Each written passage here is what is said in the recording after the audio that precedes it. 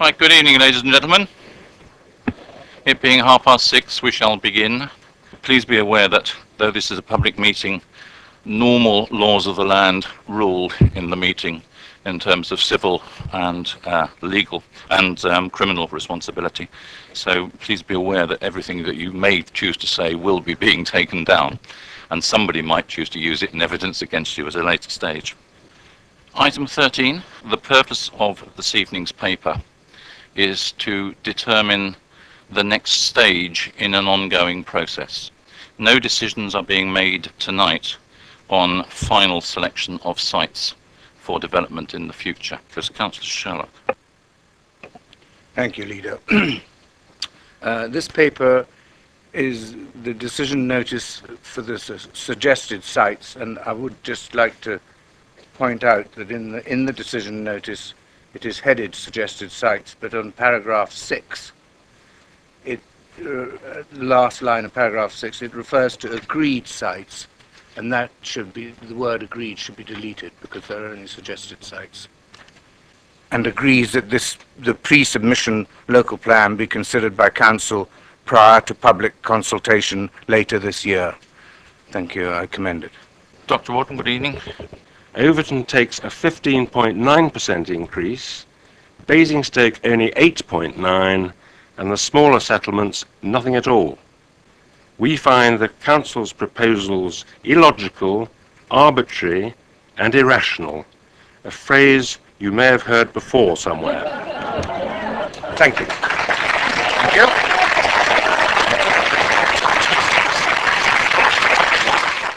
Good evening. My comments relate to all areas in Hampshire and are probably relevant to everybody here. I've got one statement and one question. The current planning policy is flawed. If you only develop towns or villages that have facilities, then you make it even more difficult for shops, buses, halls and schools, etc. to be viable in smaller settlements. This approach of making big bigger and ignoring smaller areas deprives the countryside of variety, and it ends up with a country that's either cities or deserted outposts with no community or services at all, and loads of travel by car. I gather that some other enlightened councils have already realised this, and they're doing it differently.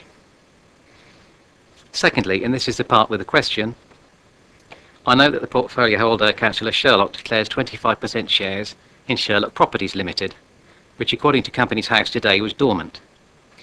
Yet their website lists 32 corporate clients, 10 of which are in high-end property development, and 10 are investment bank or funds. My question is whether this gives you a balanced view of planning needs, and whether he should continue to vote on any planning issues. Thank you.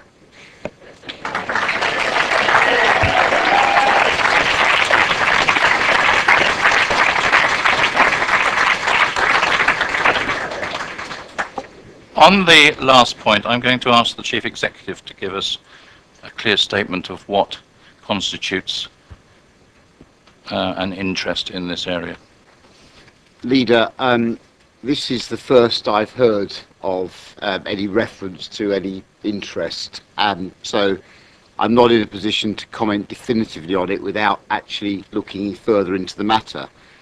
At the end of the day, it is the responsibility of any member of the council to put onto the council's register of interest any relevant interests, and from what's been said, I would assume that we are dealing with a relevant interest. Councillor Sherlock, so we can kill this problem once and for all. I dislike having personal issues being brought up at this stage. It could have been brought up a long while before if somebody believed there was a case, but we will try and kill it off now. Is there anything you wish to say? I don't believe I've got any interest to declare at all. Thank you. Then you've heard the ruling of the Chief Executive that it is up to Councillor Sherlock. He has made it very clear that he believes he has no interest to declare, so we shall continue. Before we move on to the subject of Whitchurch, there is one other thing which I want to clear up. We were somewhat surprised by the assertion that Councillor Sherlock was busy building enormous properties all over the countryside. I think there may be some confusion here. because I think the company which was referred to was Sherlock Properties. Councillor Sherlock has absolutely nothing to do with Sherlock Properties. He has never been a director of Sherlock Properties. He does have a share in a company called Sherlock Parties, which is his wife's catering company, and does very good parties, I'm assured. But I don't think that parties and property have a great deal of similarity. So I think we can... sorry? And they have, may well have clients, but I mean they are having clients for catering. Yes. Fine. Well, I think you made your point, but I just wanted to make it clear that Councillor Sherlock has nothing to do with property companies or property development in any way. He is a minority shareholder in his wife's catering firm. Right, we shall now move on to Whitchurch, and the first speaker I would like to call is Councillor John Clark from Whitchurch Town Council. I have been mandated by Whitchurch Town Council to convey serious concerns raised by the last-minute arbitrary and peremptory changes proposed by the inclusion of sites WIT 010A and WIT 018 on the strategic allocation of sites for future housing before you this evening. Whitchurch Town Council has cooperated fully with the extensive due process for preparing this report and wish to record both our disagreement with the last-minute changes and the manner in which they have been proposed. Others will speak out this evening on the inappropriate and unjustified increase in housing units, which are not related to local need.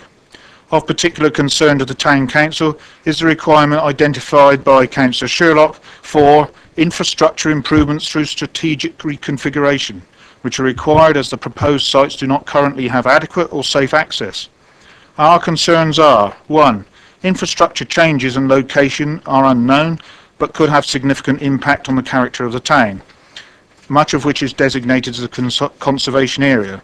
In addition, we are unaware of any consideration of the need to enhance and possibly construct additional social facilities to accommodate the increased population, which is likely to be conservatively 2,000. 2. No officer involvement or local consultation in developing a master plan to understand the viability, impact and mitigation required to implement the required structural changes. Scale and cost of infrastructure improvements unknown, putting the commercial viability of the developments and delivery of 160 affordable housing units, questionably 40%, in question.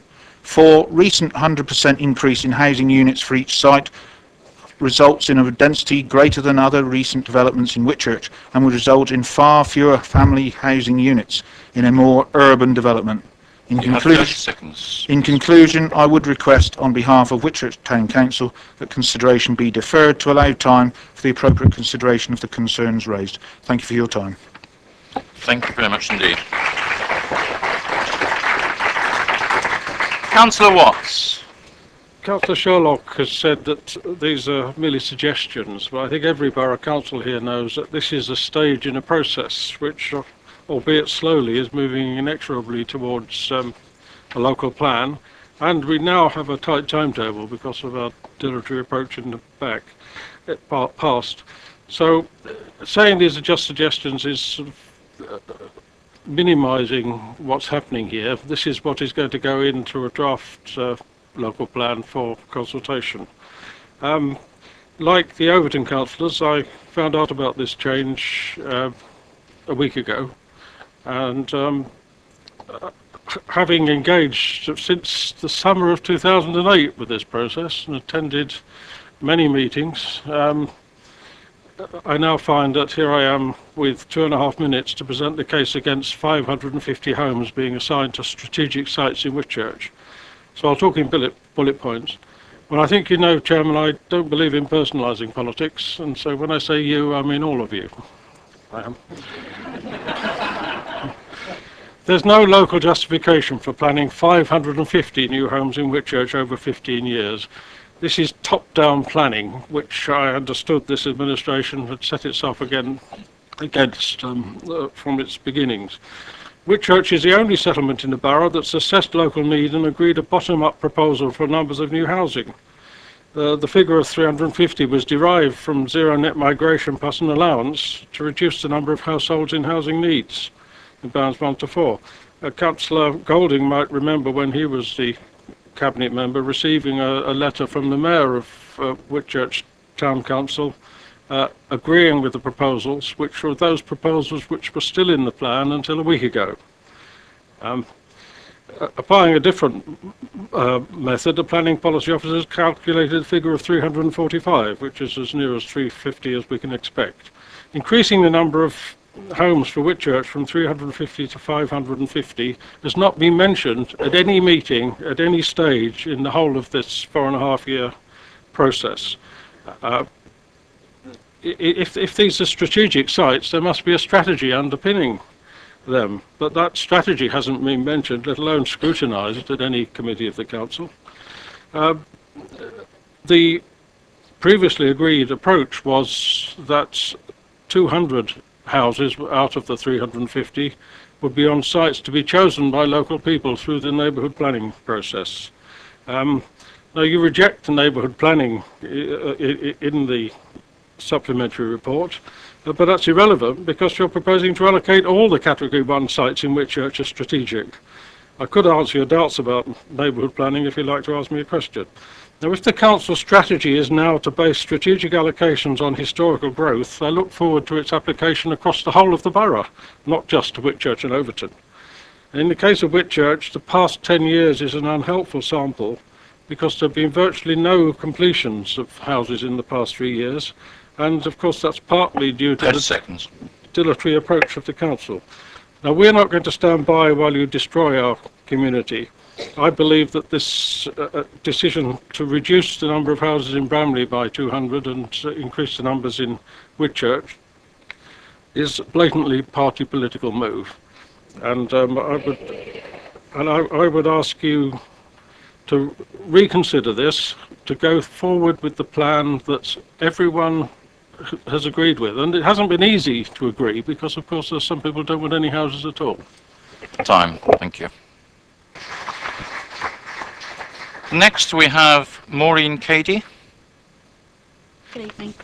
Whitchurch is struggling now with their surgery in schools, with some children already going to school some 12 miles away in Winchester. How are you planning for Whitchurch to cope with 350 new homes, let alone 550? Also, how can you justify the fact that you are taking away our green fields, hedgerows and wildlife? And the published presentation proposes the majority of development of 400 houses to be south of the river. The land required to do this will take development outside the local plan boundaries, thereby setting a precedent with regard to building on green belt, high-grade agricultural land, and allow urban sprawl. Whitchurch cannot cope with such urbanisation. Thank you. Thank you. Thank you very much. Very brief point. Virginia Phillips? Virginia Phillips? No Virginia Phillips. Pat Taylor. Right, this is planning for the east of the Nolins, that's WHIT 010A. I have concerns for the 200 houses planned for this area. Having lived on Mitchell Road for some 8 years and seen the increase in cars using this road and the surrounding roads, the amount of parking is now happening on the roadside around the Nolins, Alliston Way, Lower Mitchell Road, but worse, it's the parking along Winchester Street, that I thought was going to be stopped at one stage, but on a normal run outside school hours is bad enough, but from 8:15 to 9 o'clock, and the pictures are showing what it's like, and then again around 3 o'clock it's near impossible to get out of the junction at Alliston Way and then onto Mitchell Road and onto Winchester Street. In hindsight, the council could have thought about compulsory buying the Harvest Home, which the land could have been used for residential car parking for those houses opposite the Mitchell Road, and the cars that are parked along right up to the village hall.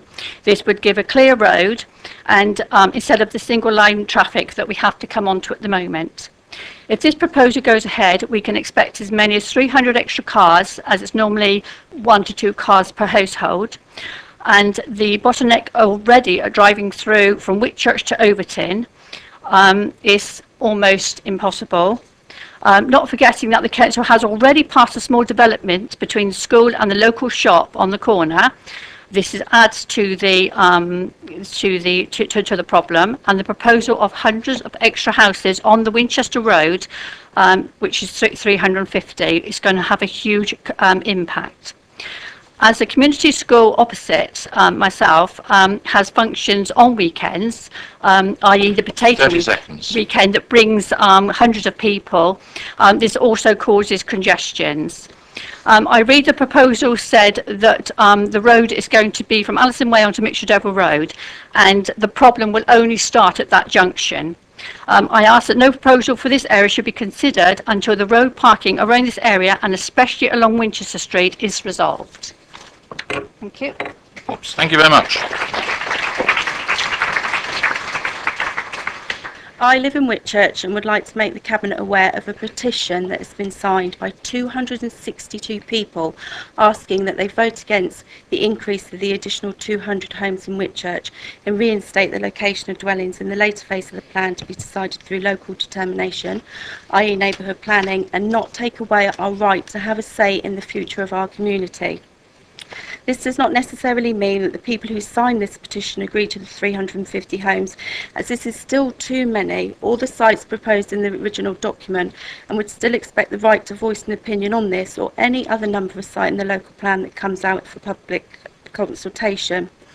I would also like to point out that this petition has only been running for just over 48 hours and has not involved knocking on doors or standing on streets, but has been put in two places in Whitchurch where people have had to take time out of their day and make a special journey to go and sign it. I firmly believe that if the revised decision notice had not been left till the last minute to be made public knowledge, and you had allowed more time for the people of Whitchurch to be made aware of these proposals, you would now be faced with a petition with over 1,000 names on it. Even based on the 262 signatures alone, if everyone who had signed that had asked to speak tonight, you would have had to listen to 8.5 hours to what they had to say.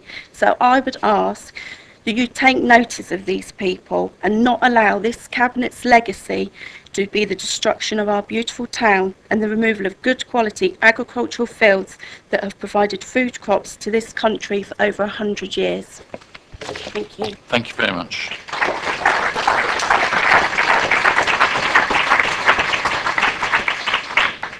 Julie Peters.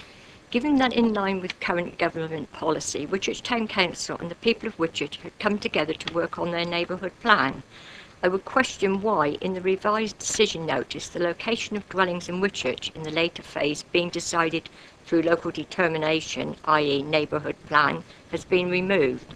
On the government webpage for neighbourhood plan, it says that we want people to be able to influence decisions about new and modified buildings and facilities in their area, and people have the right to get involved in development decisions that affect them.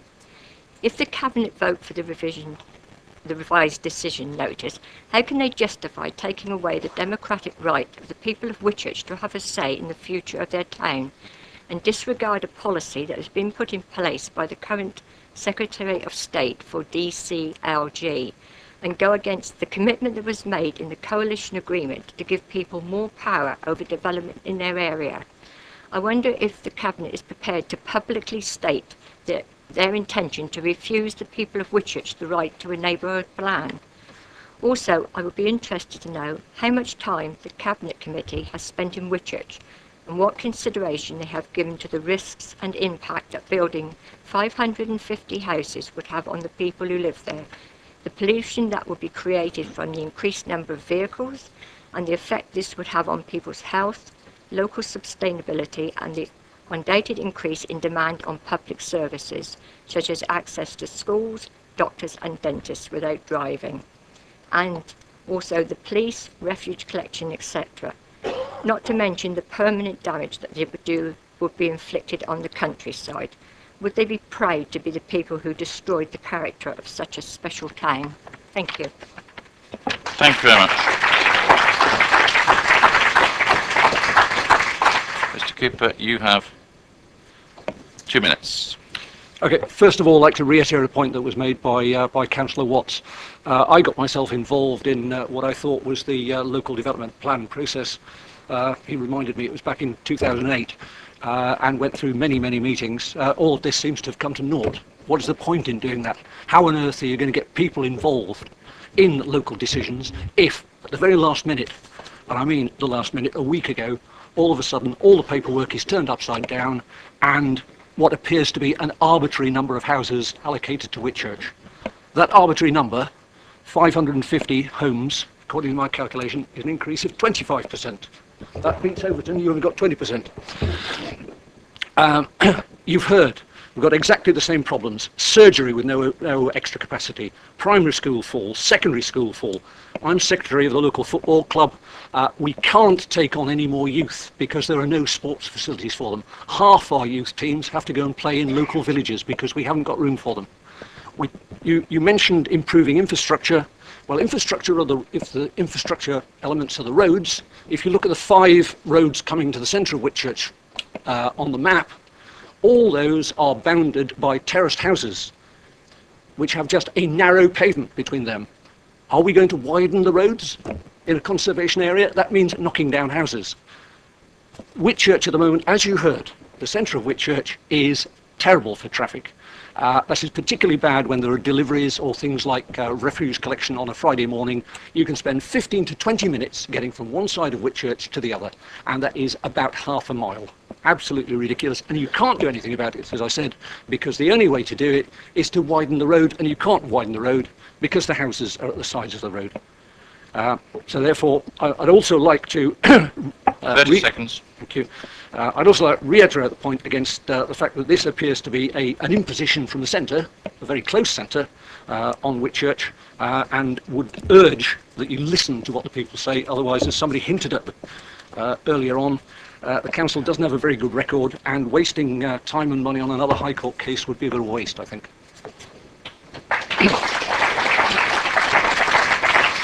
Thank you very much. My name's Bruce Letherby. I live in Test Road in Whitchurch.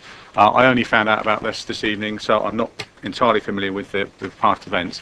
I'd just like to say you have 2 minutes anyway. Yeah, I would like to say that I obviously oppose the extra 200 houses for development. The gentleman before me eloquently stated the issues we've got with the middle of the town. Whitchurch suffers tremendously now from traffic pressure, even as we speak. And there's off-street parking. Lots of people, including myself, park their cars on the street because it's terraced houses with no parking. Even this evening on the way to this meeting, as I was proceeding down Winchester Road, which is one of the roads that will be affected, a van mounted the pavement in order to get by, and that happens on an almost daily basis in Whitchurch. So that point I'd like to make quite clearly, because what I don't want to hear is what you hear sometimes in the news of, you know, some kid, someone in a pram has been taken out by a lorry, car or anything. So the pressure on town centre traffic is immense now, and another 550 houses are simply going to make that situation worse. And you can't mitigate that with infrastructure change in the town centre. The other point I'd like to make, I have 2 young children, both attend a local primary school, which as said before, is full. Both of my children now are in mixed classes. That may or may not be a problem, but that they actually cannot fit. My younger daughter can't be fit in the classes for the first year of school, so therefore she's gone up to the second year because simply the classes are full. So you can mitigate by building a bigger school, you can mitigate by increasing the size of a doctor's surgery, but the only way you can mitigate Whitchurch Town Centre is literally dropping a bomb on it and starting all over again. So that is the point I'd like to make. Thank you very much. Thank you very much.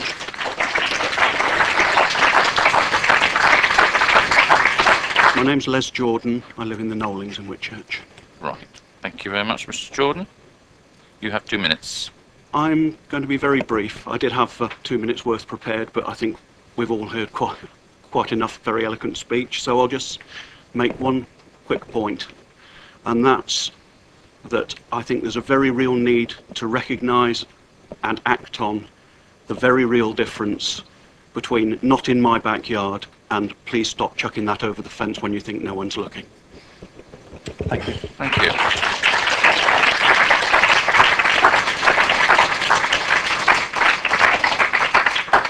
Steve Klimpson. Okay. Right, you have 2 minutes. I'm against the increase in 350 to 500 houses. In fact, I'm against the 350. In fact, I'd like to see 150. But anyway, B&DBC have increased the number of houses from 350 to 550 in Whitchurch.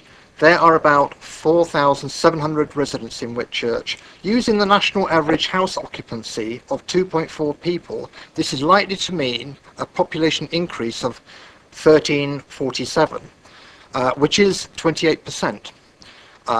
Will all towns across the borough be getting a 28% rise in population? I think not. If so, can you confirm that Basingstoke is building houses for 25,000 people within Basingstoke town before 2027? If not, why not? Because that is the proportion.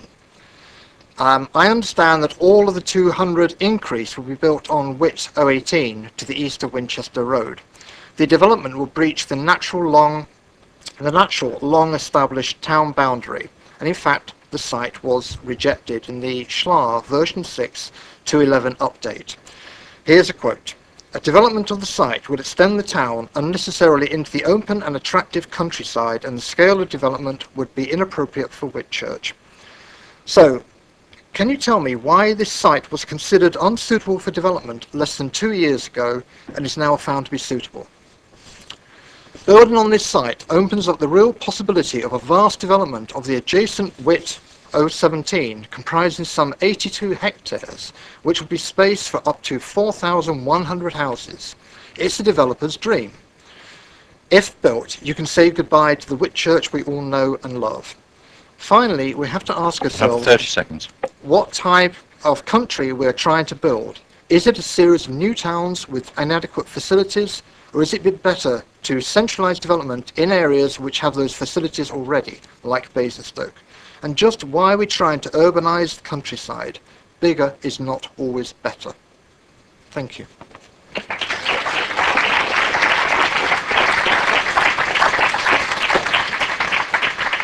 That does conclude all the speakers on Whitchurch. Councillor Sherlock, do you wish to summarise at this point in time? First of all, to Councillor Watts, same apologies I made to Overton. You should have been told earlier than you were. Okay, I just wanted to pick up on what opening point made by Councillor Keith Watts, where he was very sceptical of the comment that this was merely suggestions, and he claimed this was a stage in the process that was moving inexorably to the local plan on a tight timetable. I can assure him that some at least of us have learnt from last time's experience, and that is not what is going to happen. We are determined to make sure that anything that goes forward from tonight's meeting results in work that produces valuable extra information that we need before making a final decision. There is absolutely no inevitability that this is the list that will even be put forward by Cabinet for inclusion in the local plan, and as the decision notice says, Cabinet are also invited to agree that the pre-submission local plan will be considered by Council prior to undertaking public consultation. So not only will Cabinet be looking very carefully at the further evidence that we expect to arise from the work following tonight's decision, the whole list will go before full Council before it goes out to public consultation. So there is nothing inexorable about this list ever making it into a draft local plan. Councillor Bierman, you said that you wanted to speak on general sites, but with an emphasis on Manydown. Is this an appropriate moment?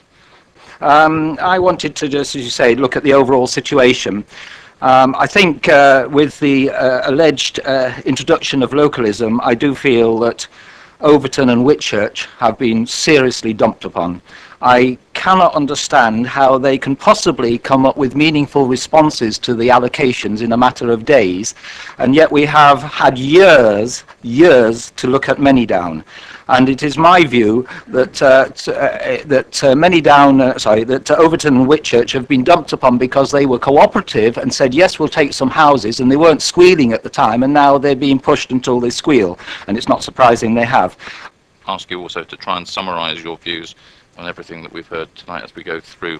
Who would like to kick off? Councillor Golding, thank you. I recognise that we do need to move forward and get on with getting the infrastructure information that we need before we can make a final decision. Very briefly, we need a golf course. There is I think, arguably a slight overcapacity of golf courses at the moment, but we're planning to 2029 on the basis that the population is going to increase very substantially, and the proportion of that population which is elderly, and I understand attracted to golf, is going to increase very substantially. So we need the golf course. Councillor Donnell.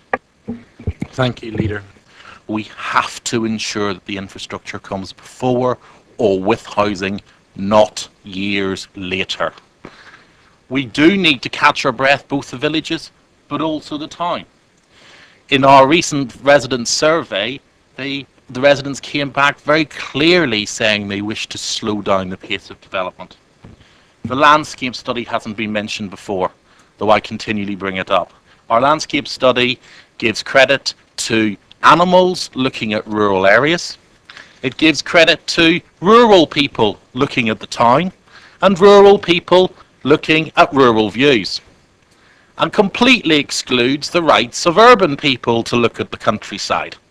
It's not even mentioned. The town residents have equal rights and responsibilities, and those should be considered in the landscape capacity studies. Housing numbers, as has been mentioned by members of the audience and councillors, are the key to this.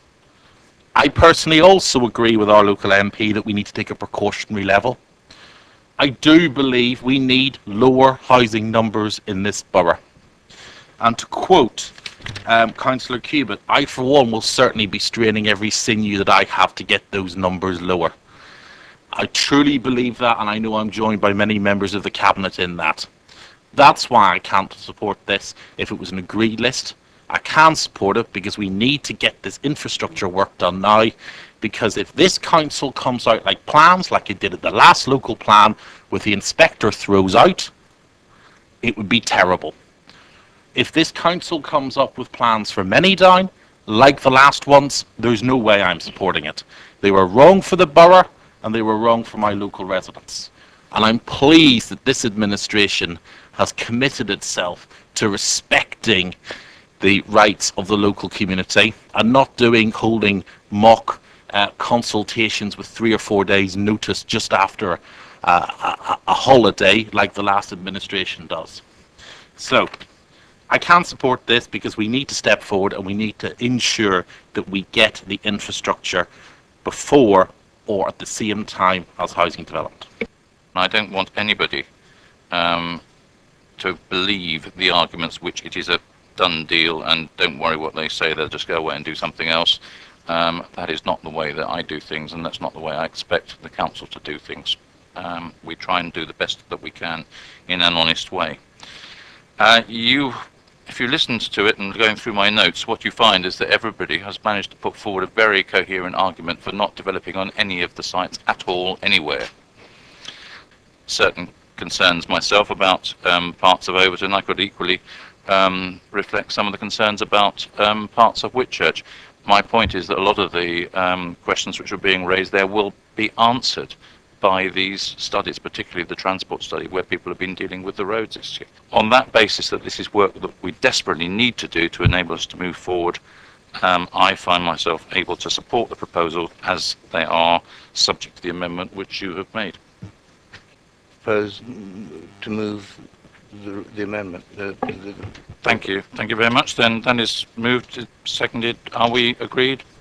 Subject to the deletion of the word, so as amended, and we will collect from the webcast and no doubt from the copious notes that everybody's been making the relevant points which have been made at each stage and publish those as a separate appendix to the minutes of the meeting.